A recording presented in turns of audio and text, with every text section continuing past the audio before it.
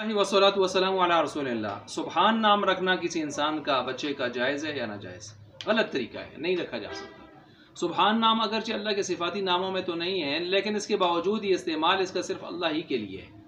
और ये अल्लाह के लिए वहाँ इस्तेमाल होता है जहाँ अल्लाह अपने से हर तरह की कमज़ोरी को, नक्स को, ऐब को दूर करना और उससे अपने आप को पाक बताना चाहते हैं, पाक बावर करवाना चाहते हैं। तो वहाँ पर अल्लाह ताला फिर फरमाते हैं सुबहान, जैसे सुबहान अल्लज़ी अस्रा बिअब्दिही, यानी कैसे हो सकता है कि एक बंदे को थोड़े से वक्त में अल्लाह का मस्जिद हराम से मस्जिद अक्सा और सातों आसमान और जन्नत दोज़ख वग़ैरह हर चीज़ की सैर और अल्लाह से मुलाकात थोड़े से टाइम में, तो क्या ऐसे हो सकता है? तो अल्लाह हर किस्म के ऐश से, कमज़ोरी से, नक्स से पाक है।